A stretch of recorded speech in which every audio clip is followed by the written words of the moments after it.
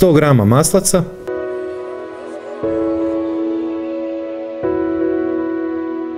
spremite u duboko zamrzavanje do upotrebe. 550 g glatkog pšeničnog brašna,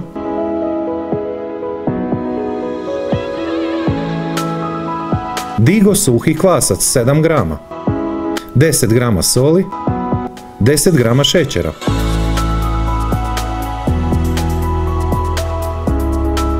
Dva i pol decilitra bilo kojeg jogurta, čvrsti ili tekući, svejedno je, i onako ćete ga morati protresti.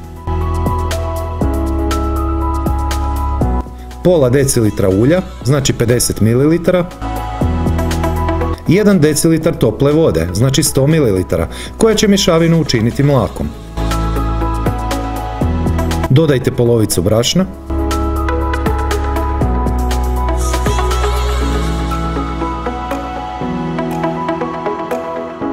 pa opet dodajte polovicu preostalog brašna.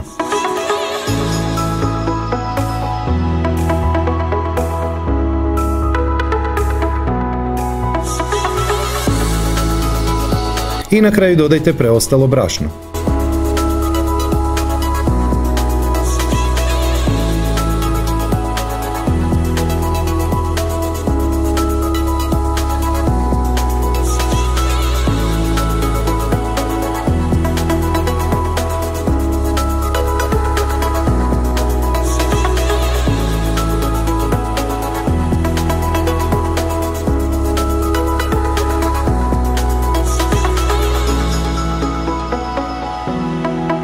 Ostavite poklopljeno ili pokriveno 45 minuta na sobnoj temperaturi.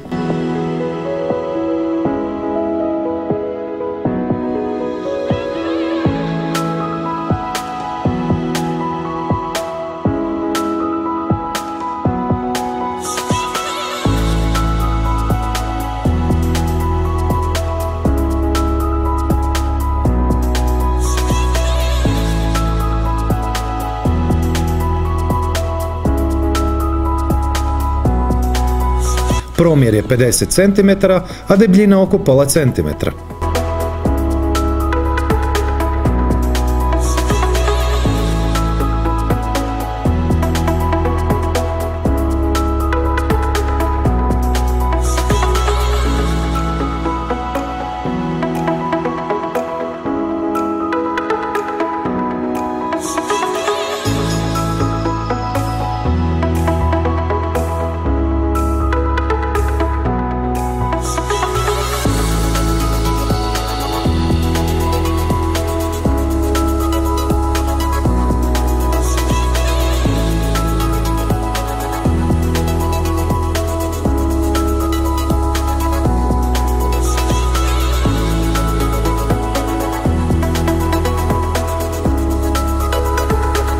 150 g mliječnog ili sirnog namaza ili krem sira. Možete dodati onaj sa začinskim biljem, biti će još ukusnije, ja sam baš taj koristio.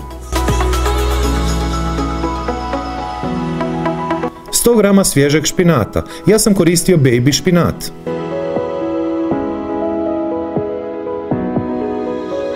Po želji za malo intenzivniji i jači okus, dodati sjeckani ili protisnuti češanj češnjaka.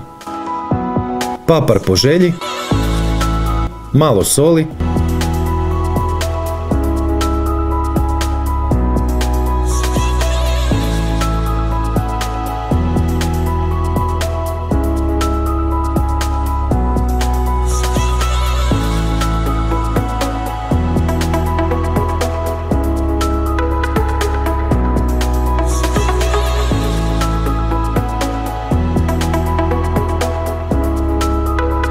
Sada imate dvije opcije, možete odmah odvojiti dio prije pečenja i spremiti u duboko zamrzavanje za neki drugi dan.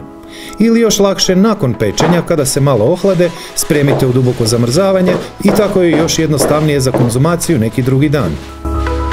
Koristiti u narednih mjesec dana. Pokrite na pola sata.